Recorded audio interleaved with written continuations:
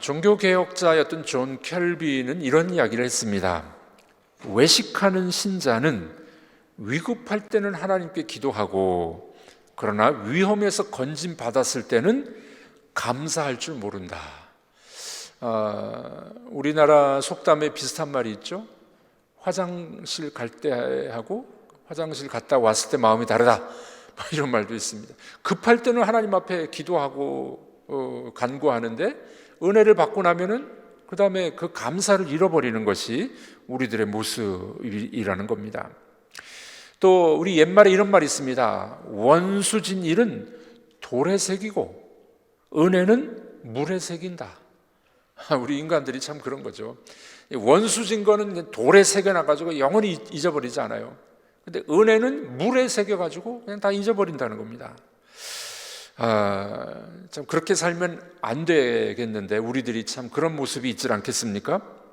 참된 믿음의 사람이라면은, 믿음으로 산다는 것은 감사한 것, 은혜 받은 것을 꼭 기억하고 하나님 앞에 찬송과 감사를 드려야 될 줄로 믿습니다. 여러분들, 우리 한번 과거를 생각해 보십시오. 하나님이 주신 은혜가 얼마나 많습니까? 하나님이 우리에게 베풀어 주신 은혜가 얼마나 많은지 그거를 기억하라는 겁니다. 그때 우리에게 찬송과 감사가 터져 나오게 됩니다. 어떤 사람이 물에 빠져 죽는 사람을 구출해 줬어요. 이런 물에 빠져서 죽어가는 경험을 해보신 적 있으십니까? 저는 한번 해봤어요. 제가 중고등부 아이들을 가르칠 때였는데, 아이들 데리고 이제 수련회 갔다가 이 수영장에, 이제 여름이니까 수영장에 수영을 좀 했어요. 저는 수영복만 입고 있는 사람입니다. 수영복만 입고 있는 사람. 그래서 아이들 관리하고 이제 이 수영장 밖에서 왔다 갔다 하고 앉아 있는데, 제 친구 목사님을 제가 강사로 불렀거든요. 친구 목사님이 저를 이제 골려주려고 뒤에서 확 밀어버렸어요. 미국 수영장은요, 그 기도원 같은 데 수영장이 크질 않아요. 뭐 한 5m 정도 되는데, 처음에 들어갈 때는 무릎 정도 깊이인데요, 한 1m만 2m만 가도 푹 꺼져요. 그래서 4m 5m 정도 되는 깊이로 다이빙을 할 수 있을 정도로 그렇게 이제 수영장 구조가 좀 그렇게 돼 있습니다. 그 깊은 곳에 확 밀었는데, 와, 이게 뭐 입을 다물고 가만히 있어야 되잖아요. 수영 못하는 사람의 특징, 허우적 거리니까 그냥 물이 계속 들어오는 거예요. 입을 다물면 되는데 그게 됩니까, 그게?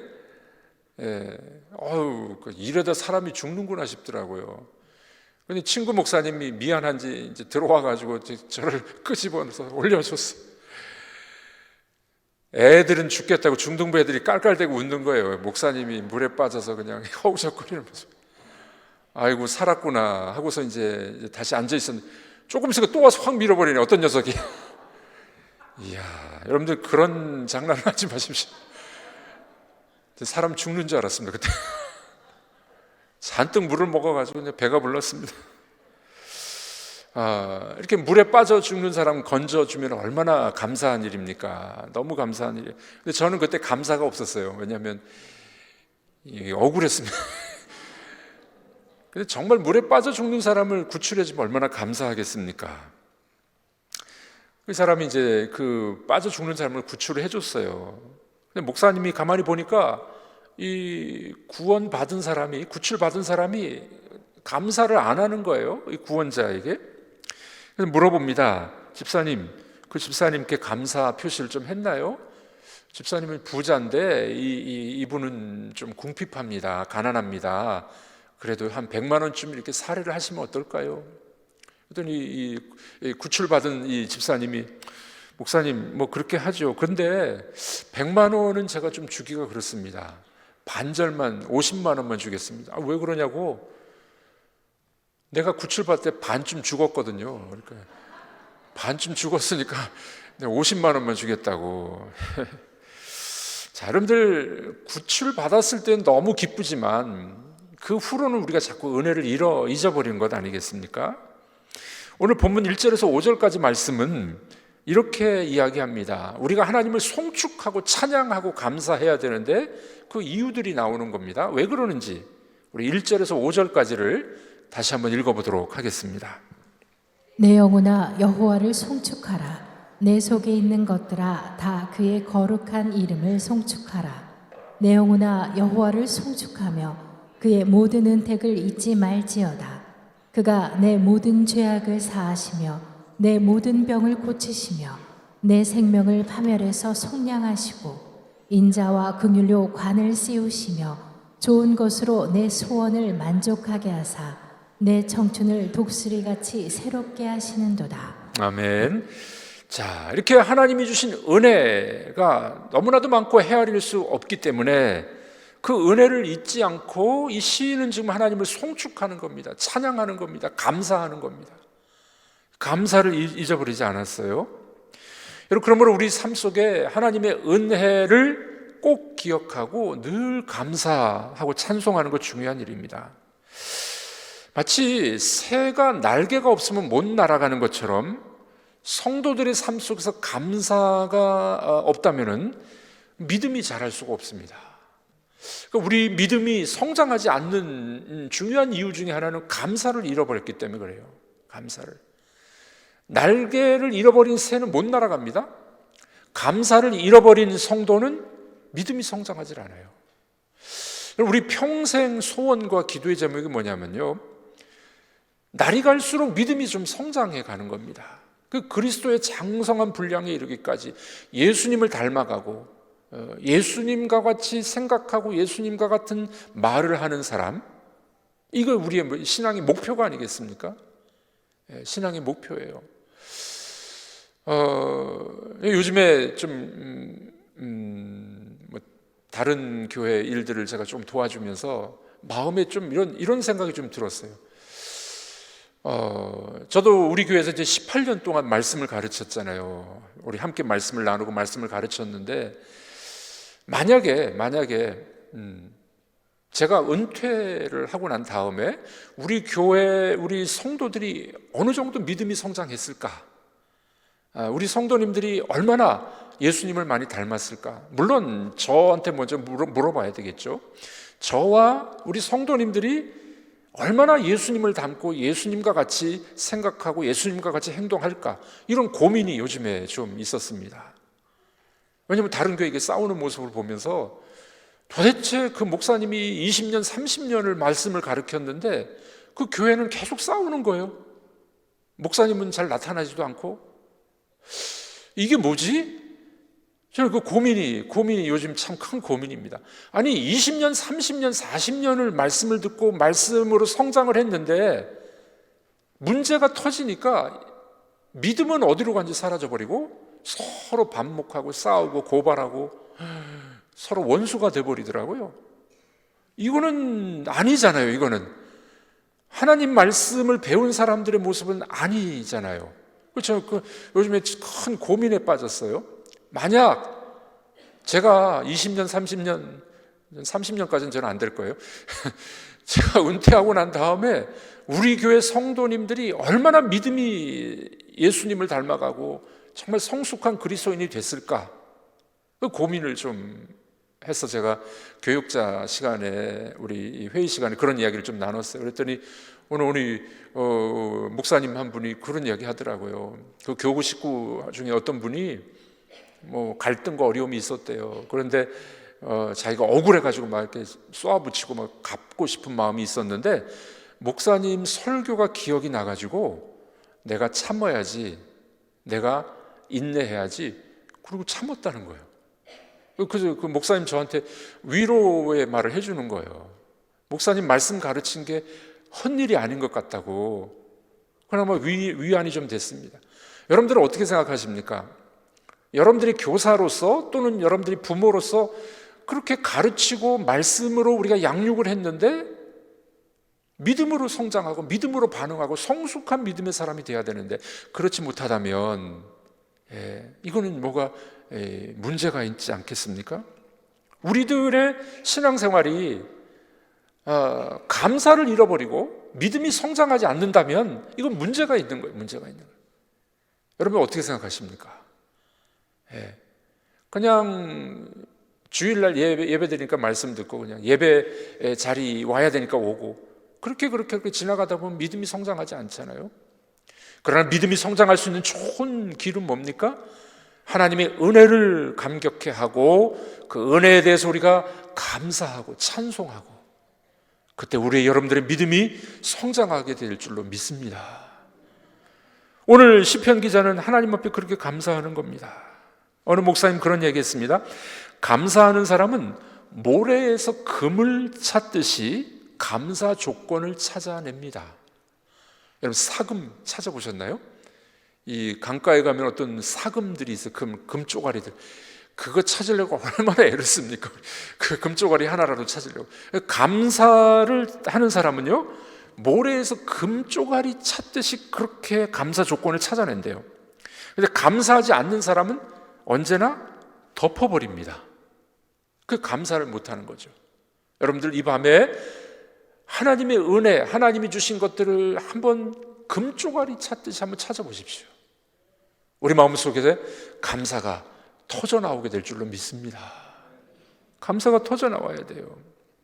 오늘 시편 103편에서는 하나님을 찬양하라 그렇게 노래를 시작을 하죠. 우리 1절 말씀을 다시 한번 읽어보도록 하겠습니다. 1절 읽습니다. 내 영혼아 여호와를 송축하라. 내 속에 있는 것들아 다 그의 거룩한 이름을 송축하라. 네, 하나님을 송축하십시오. 내 속에 있는 모든 것들아, 내 속에 있는 오장육부가, 내 속에 있는 속마음이, 속사람이 하나님을 송축하라. 하나님을 송축하라. 하나님의 은혜를 절대로 잊지 말라 하는 겁니다. 2절 읽어보겠습니다. 내 영혼아 여호와를 송축하며 그 모든 은택을 잊지 말지어다. 네, 하나님의 은택을, 은혜를 잊지 말고 찬송하자. 그렇게 노래를 부르게 됩니다. 여러분 이게 노래를 부르는 거 참 중요합니다. 우리 찬송을 부르고 노래를 불러야 돼요. 그러다 보면은 우리 이 속에서 기쁨이 터져 나오는 거죠. 기쁨이. 저는 일주일에 설교 준비를 꽤 많이 합니다. 주일 설교 준비해야죠. 또 금요 심야 준비해야 되죠. 또 주일 오후 예배 또 준비해야 되죠. 물론 새벽 예배는 요즘에 제가 안 합니다만은 이 세 가지만 준비하려고 해도 시간이 많이 걸려요. 시간이 오래 걸려요. 근데 이제 말씀을 읽고 묵상하고 이제 설교 준비하면서 타이핑 이렇게 하는데 가끔 저는 이제 찬양을 틀고 이렇게 합니다. 조그마한 소리로 찬양을 틀고 이렇게 타이핑을 하고 글을 쓰다 보면은 이 글빨이 잘 나가요. 여러분 그런 거 아십니까? 찬양의 은혜를 들으면서 찬양을 들으면서 이렇게 글을 쓰다 보면요, 메마르지 않고 또 이렇게 글이 잘 써집니다. 그 찬양을 하루 종일 또 몇 시간씩 듣다가 이제 집에 가서 밤에 잠을 자려고 눕잖아요. 그럼 머릿속에서 그 가사가 맴돌아요. 가사가 맴돌고 그러다가 그 가사를 묵상하고 찬송을 좀 하다가 잠이 드는 겁니다. 저 행복해요. 그럼 부러우시죠? 목사가? 일주일 내내 성경 말씀 씨름하고 설교 일주일 내내 준비하고 찬송 듣고 잠잘 때도 찬송가 부르다가 자고 맨날 그런 건 아니에요. 그런데 제가 보니까 찬송, 하나님 앞에 찬양하고 또 말씀을 묵상하는 것이 그게 힘이 되고 은혜가 되는 겁니다. 힘이 되고 은혜가 돼요. 오늘 시편 기자는 그걸 알고 있었습니다. 그래서 하나님을 찬양하자, 감사하자 그렇게 말씀하고 있는 겁니다. 자, 그런데 그러면 이렇게 찬양하고 감사하는 이유가 있어요. 이유가 왜 그럴까요? 또 자세하게 나옵니다. 3절에서 5절이 그 이유입니다. 우리 읽어보도록 하겠습니다. 그가 내 모든 죄악을 사하시며 내 모든 병을 고치시며 내 생명을 파멸해서 속량하시고 인자와 긍휼로 관을 씌우시며 좋은 것으로 내 소원을 만족하게 하사 내 청춘으로 독수리같이 새롭게 하시는도다. 네, 자, 찬송하고 감사하는 이유가 여기 나와 있어요. 이유가, 이 이유를 우리가 한 세 가지 정도 살펴볼까 합니다. 첫 번째 이유는 뭡니까? 사죄의 은총 때문에 감사합니다. 죄 용서함 받았기 때문에 감사합니다. 그렇게 노래하고 있죠. 3절 앞부분에 나옵니다. 그가 내 모든 죄악을 사하시며, 영원히 죽을 수밖에 없었던 우리의 죄 가운데서 우리를 사하시며 용서해 주심, 그 사주의 은총 때문에 감사하고 있는 겁니다. 인간이 왜 불행하게 됐습니까? 죄 때문에 그래요. 죄 때문에. 여러분들, 이 로마서가 좀 어렵지만은 로마서 1장 2장을 뛰어넘어가 버리면 안 돼요. 1장 2장에 보면 인간의 타락상, 인간의 죄가 아주 신랄하게 나오고 있습니다. 이 죄 때문에 이거 읽기 싫어가지고 3장 4장으로 뛰어넘어가면 안 됩니다. 인간의 죄악상을 분명히 알아야, 내가 죄인임을 분명히 알아야 하나님의 은혜가 뭔지를 분명히 알게 되는 거예요. 그래 이 은혜가 정말 값비싼 은혜라는 것을 알게 되는 겁니다. 우리 인간이 얼마나 타락한 존재였습니까? 죄 때문에 불행이 찾아왔습니다. 죽음이 찾아왔습니다. 최근 한 달여 동안에 우리 교회 장례가 뭐 일주일에 2건, 3건씩, 맨날 까만 넥타이 메고 가야 돼요. 장례식이 얼마나 많은지. 우리 다 죽음이 찾아오는데 이 죽음의 원인이 뭡니까? 죄 때문이에요. 죄 때문에. 누구도 이 죄에서 벗어날 사람이 없습니다. 해산의 고통, 여자분들, 제 아내도 보니까 3명이나 낳다 보니까 배가 그냥 불렀다가 또 들어갔다, 불렀다가 우리 아내가 제일 힘들어했던 게 임신 중에 엎드려서 자고 싶은데 못 엎드려 자는 거. 나중에 마지막 9달 이렇게 됐을 때는요, 앉아서 자더라고요. 앉아서. 해산의 고통은 또 얼마나 심각한 건지. 이 모든 것들이 인간의 죄 때문에 찾아온 그런 이 아픔이 아니겠습니까? 질병. 장모님 지금 췌장암 말기 이제 얼마 안 남으신 것 같은데 호스피스 병동에 지금 계세요. 지난 월요일 날 찾아뵙고 또 인사를 기도를 해드리고 왔는데 너무 아프시대요. 너무 아프시대요. 췌장암이 제일 아프답니다. 몰핀 주사를 계속 맞고 계신데 그거로 그냥 버티시는 거예요. 하나님 왜 빨리 데려가시지 않고 왜 이렇게 아프게 하시느냐고. 이 질병의 그 고통이 벗어나는 것이 얼마나 우리의 또 소망이 아니겠습니까? 질병, 죽음, 가난, 불행, 우리 삶 속에 찾아오는 것들이 얼마나 많이 있습니까? 사막을 건너는 6가지 방법이라는 책이 있는데 거기 보면은 이런 이야기가 나옵니다. 자식을 키우는 거는, 자녀를 키우는 것은 산에 올라가는 것과 다르대요. 등산하는 거는요, 산 꼭대기 올라가면 정상 정복, 나 완성했어, 이제 내려가기만 하면 돼. 자녀를 키우는 거는요, 내려가는 법이 없어. 계속 사막이야, 계속. 우리 애들은 모르는, 너희들은 몰라. 자녀를 키우는 게 얼마나 힘든 줄 아냐? 낳을 때도 힘들지, 키울 때도 힘들지, 사춘기 되면 또 힘들지, 결혼시키기도 힘들지. 결혼하면 끝나는 줄 아냐? 또 애기 봐달라고 그러지. 이거 그 사막을 건너는 6가지 방법이라는 책에 그 저자는 그런 얘기해요. 이 아이를 키우는 거는 등산하는 것하고 다르대요. 광야를 지나가는 광야, 끝이 없는 광야. 이 모든 것들이 다 뭡니까? 우리 인간의 죄 때문에 그런 거예요. 우리 속에 들어온 죄 때문에 질병과 고통과 고난이 우리를 엄습하고 있는 겁니다. 그러니 이 죄에서 좀 벗어나는 길은 없을까요? 네. 예수님께서는 마가복음 9장에 보면은 그 죄 때문에 들어가는 지옥이 얼마나 무서운지 이렇게 말씀하셨습니다. 우리 다 같이 읽어보겠습니다. 만일 내 눈이 너를 범죄케 하거든 빼어버리라. 한 눈으로 하나님의 나라에 들어가는 것이 2 눈을 가지고 지옥에 던지우는 것보다 나으니라.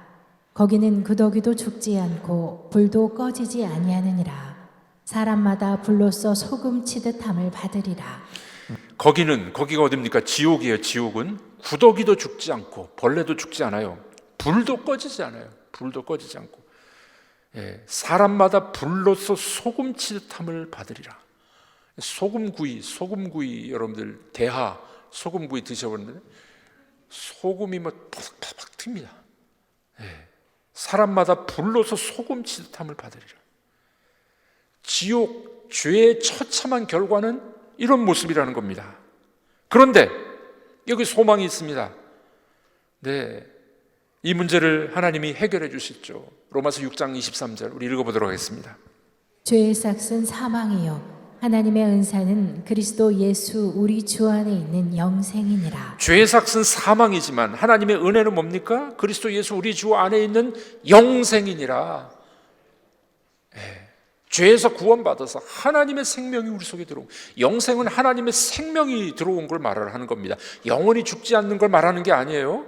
영원히 죽지도 않지만 지옥에서도 영원히 안 죽어요. 영생은 영원히 죽지 않는 거라고만 말하면 안 됩니다. 영생은 하늘의 생명, 하나님의 생명이 내 속에 들어온 것을 영생이라 그러는 겁니다. 이게 영생이에요. 구원, 중생, 위로부터 남, 이 중생이 위로부터 남이에요. 하나님의 생명이 내 속에 들어옴이 영생이에요. 그러므로 우리는 죄 가운데 죽을 수밖에 없었던 죄인이지만 예수 그리스도 때문에 우리는 영생, 하나님의 생명이 우리 속에 들어왔어요. 여러분들은 그러므로 보통 내기들이 아니에요. 우리 서로 인사하겠습니다. 하나님의 생명이 있으십니다. 우리 속에 하나님의 생명이 있는 거예요. 그러니까 존귀한 성도죠. 존귀한 성도가 된 겁니다. 그러므로 우리는 하나님 앞에 감사하는 거죠. 사죄의 은총 때문에 감사하는 겁니다. 이 밤에 여러분들이 이런 감사가 흘러넘치기를 바랍니다. 기도 응답 못 받았다고 하나님 너무와서 이러지 마시고요. 이 사죄의 은총, 하나님의 생명이 들어온 것만으로도 우리는 만족하셔야 돼요. 만족하셔야 돼요. 어느 목사님이 개척교회를 하는데 너무 힘들었었답니다. 그래서 이제 중고차, 소형 중고차를 몰고 다녔습니다. 어느 날 운전하고 가는데 이제 빨간 신호등이 있었는데 뭔 생각을 했는지 기도를 했는지 그냥 빨간 신호를 어기고 가다가 상대편 차 벤츠 옆구리를 박은 거예요. 와, 큰일 났습니다. 서로 내려와가지고 이제 서로 보는데 몸은 안 다쳤습니까? 서로 이제 인사하고 봤는데 죄송합니다. 저는 이 옆에 교회 목사인데요. 그만 제가 빨간 신호등을 잘 못 봤습니다. 제가 생각에 젖어서 기도하고 가다 그만 못 본 겁니다. 죄송합니다. 부서진 거 제가 고쳐드리겠습니다. 목사님 명함을 주고 이제 간 거예요. 그랬더니 이 벤츠 운전사가 보험 처리해서 알려주겠다고 그러고 갔어요. 근데 이제 보험 청구서가 안 오는 겁니다. 근데 얼마간 지나고 난 다음에 이 목사님 교회 앞으로 새 자동차 한 대가 배달이 된 겁니다. 나중에 보니까 그 사고 당한 그 벤츠 운전자가 누구냐면은 큰 회사를 경영하고 있는 사장님이었어요. 이 사장님이 집사님이었는데 이 목사님이 그 중고 자동차 가지고 사고 내고 이렇게 쩔쩔매는 모습으로 너무 안쓰러웠대요. 그래서 주님의 이름으로 제가 새로운 자동차를 사서 보냅니다. 제 차는 제 돈으로 고쳤습니다. 와, 멋진 집사님. 야, 우리 이런 멋진 집사님들 됐으면 참 좋겠습니다. 얼마 전에 몇 주 전에 제가 이웃 교회 화해 조정 건 때문에 가서 몇 시간 이렇게 있었어요. 주차장에 차를 대고 있었는데 그 교회 장로님이 저를 부르는 겁니다. 그래서 왜 그러냐 했더니 그 교회 여자 전도사님이 차를 빼다가 제 차를 박았대요. 그래서 나가서 좀 보라는 겁니다. 그러니까 가봤더니만 조금 어둠컴컴해지는 시간이 있는데 번호판이 조금 찌그러졌더라고요. 이제 잘못해서 번호판을 박은 겁니다. 제가 보니까 조금밖에 안 들어갔습니다. 괜찮다고 여자 전도사님한테 별일 아니니까 그냥 괜찮습니다. 나중에 밝은데 보니까 많이 들어갔더라고요. 이게 참. 근데 아직까지 못 고쳤는데 제가 그랬어요. 그 정도 괜찮다고. 여자 전사님이 많이 쫄았더라고요. 근데 제가 괜찮다 그러니까 너무 감사하다는 거예요. 너무. 저는 그냥 번호판 조금 찌그러진 거 괜찮다고 했는데 아까 그 집사님은 아주 멋진 분이에요. 차 문이 그냥 콕 들어가고 문을 바꿔야 되는데 괜찮다고. 그 정도가 아니라 오히려 차를 사서 주는 그런 은혜를 베풀었던 집사님이 있습니다. 여러분들, 우리가 살다 보면은 억울한 일 또는 나에게 죄를 짓는 사람들도 있습니다. 여러분들 어떻게 반응하십니까? 내가 조금 손해봐도 그냥 넘어가시나요?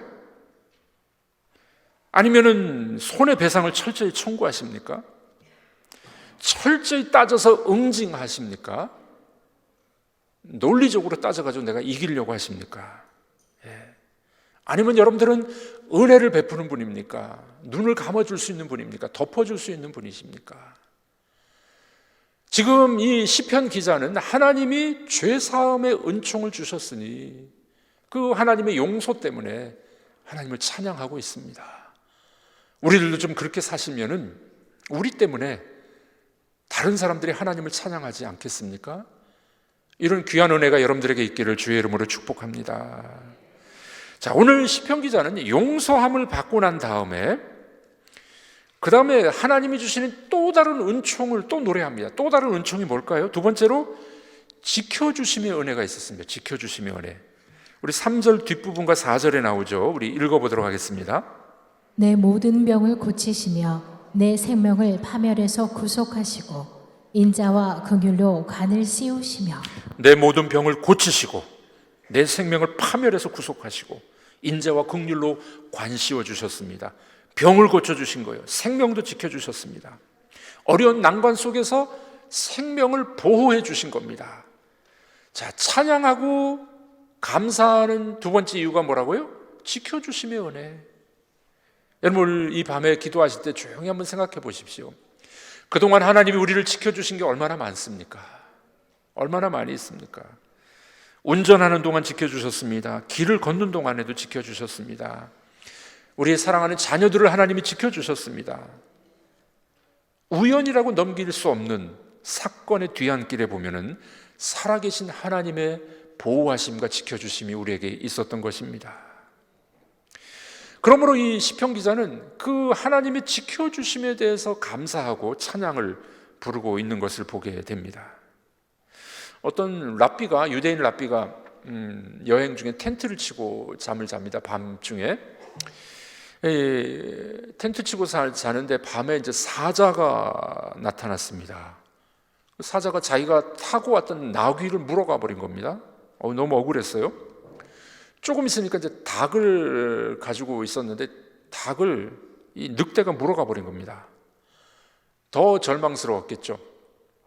이제 텐트 안에 이제 불을 켜고 있었는데 바람이 휙 불면서 불이 또 꺼져 버렸어요. 하나님을 원망하는 거죠. 하나님 도대체 이게 뭡니까? 낙타도 뺏기고 닭도 뺏기고 불도 꺼지고 원망스러워했습니다. 근데 아침에 일어나 보니까 자기가 텐트를 치고 잤던 곳이 동네하고 좀 가까운 곳이었었어요. 그 동네를 보니까 동네가 막 연기가 올라오고 난리가 난 겁니다. 웬일인가 봤더니 밤중에 도둑대들이 이 마을을 급습한 겁니다. 마을을 불지르고 다 물건을 훔쳐가고 사람을 죽이고 뭐 그런 거예요. 만약에 이 랍비가 텐트를 치고 있었는데 낙타가 있었고 닭이 있었고 불이 켜져 있었더라면 어떻게 됐을까요? 이 사람들 죽었을 거예요. 그거 깨닫고 난 다음에 너무 감사한 거예요. 하나님 저를 보호해 주셨으니 감사합니다. 하나님의 보호하심에 감사를 하고 있는 모습을 보게 됩니다. 자, 여러분들 하나님은 죄사함뿐만 아니라 우리를 보호해 주시는 분이세요. 그 보호해 주시는 하나님이 더 좋은 것들을 주십니다. 마지막으로 세 번째 좋은 것 또 주시대. 그게 뭔가요? 소원을 만족해 주신대요. 우리 마음속에 소원까지 만족하게 해주신다고 찬양합니다. 5절 말씀입니다. 다 같이 읽어보겠습니다. 내 소원을 만족해 하사 내 청춘으로 독수리같이 새롭게 하시는도다. 우리 소원을 만족하게 하사 너의 청춘으로 독수리같이 새롭게 하시는도다. 날마다 우리의 이 필요를 채워주시고 소원을 이루어주시는 하나님이십니다. 그러니 여러분들 감사를 안 할 수가 있겠습니까? 이 밤에 우리가 눈 감고 기도하실 때 하나님의 그 은혜를 꼭 기억하셔서 하나님이 내 소원도 들어주셨구나. 내 소원도 들어주셨구나. 그래서 어떻게 해요? 내 청춘으로 독수리같이 새롭게 하시는도다. 독수리같이. 지금 가끔 이제 서울에서 친구들이 동창들이 만나자고 하면 가끔 올라갈 때가 있습니다. 가보면은 이제 나이들이 제법 들어가지고요. 보면은 머리도 많이 빠지고 흰머리가 잔뜩 있고 또 술, 담배 하는 친구들, 중고등학교 때는 예수 잘 믿었는데 술, 담배하고 이제 교회도 안 나가는 친구도 있더라고요. 그 친구들 보면 많이 늙었어요. 예, 외모가 많이 늙었더라고. 저보고는 안 늙었다고 그러더라고요. 왜 안 늙었냐고. 뭐 술, 담배 안 하지, 또 찬양하고 감사하지. 그러니까 나이에 비해서 좀 젊어 보이나 봐요. 예. 얼마 전에 저 이장 예배 드리는 우리 집사님 댁에 가서 예배를 드리는데 가족들이 한 30명 오셨더라고요. 이장 하는데 이제 할머니들, 권사님, 할머니 뭐 이런 분들이 많이 오셨어요. 제가 예배 인도 설교하려고 나갔더니 아유, 목사가 젊구만. 기분 나쁘지 않더라고요. 예. 오늘 본문에 뭐라고 이야기합니까? 하나님의 보호하심과 은혜를 받고 감사하고 찬송했더니만 내 청춘으로 독수리같이 새롭게 하심. 그런 은혜가 여러분들에게도 있기를 주님의 이름으로 축복합니다. 또 하나님의 보호하심과 은혜에 감사하는 사람은요, 생각이 젊어져요. 생각이 젊어져. 예. 그래서 여러분들 우리 성경을 읽고 또 말씀 가운데 살아가고 좋은 책을 읽고 그러면요, 나이를 먹어도 생각이 젊습니다. 생각이 젊어요. 예. 제가 우리 20대 조광도 사님하고도 같이 말하잖아요. 생각이 젊으니까. 어떤 때는 20대 30대 분들보다 제가 더 신선한 생각을 할 때도 있어요. 예, 진짜라니까요. 하나님이 우리 청춘으로 독수리같이 새롭게 만들어주시는 겁니다. 젊어도 생각이 늙으면은요, 늙은이에요. 나이를 먹더라도 하나님이 우리의 청춘으로 독수리같이 새롭게 해주시면은 나이를 먹어도 젊게 살 수 있습니다. 이런 은혜를 이 시인은 지금 노래를 부르고 있는 겁니다. 그러니 하나님 얼마나 좋으신 분입니까? 사랑하는 성도 여러분, 그렇습니다. 우리들이 하나님의 사죄의 은총을 기억하십시오. 그리고 그분의 보호하심을 꼭 기억하시고 그분이 우리의 마음의 소원을 이루어 주셔서 우리의 청춘으로 독수리같이 새롭게 하심을 인하여 감사하시고 찬양하는 여러분들이 되기를 바랍니다. 그러면 여러분들도 독수리처럼 여러분들이 청춘과 같은 그런 삶을 살게 될 줄로 믿습니다. 노르웨이 전설에 이런 이야기가 있습니다. 옛날에 사탄이 창고를 지었어요. 그리고 각종 씨앗을 넣어두었답니다. 미움, 슬픔, 눈물, 실망, 인간을 비참하게 만드는 씨앗들을 잔뜩 넣어놨어요. 그 씨를 막 뿌립니다. 사람들에게 뿌려서 사람들에게 불행을 막 갖다 주는 거예요. 그런데 아무리 이런 씨앗을 뿌려도 불행해지지 않는 사람이 있었답니다. 누군가 봤더니 감사하고 찬양하는 사람. 사탄이 미움과 시기와 질투 이런 씨를 막 뿌려도요, 찬송하고 감사하는 사람은 그 씨앗이 자라질 않는 걸. 이게 노르웨이 전설에 나오는 이야기입니다. 여러분, 우리가 그렇게 살았으면 좋겠습니다. 환경을 보고 또 어려움을 보고 슬퍼하고 미워하고 절망하고 그것이 아니라 하나님이 베푸신 구속의 은혜, 그리고 우리를 보호하심의 은혜, 우리를 새롭게 하시고 소원을 새롭게 하시는 하나님의 은총, 여러분 날마다 묵상하셔서 여러분들의 청춘이 독수리같이 날아가는 그런 인생이 되시길 주의 이름으로 축복합니다.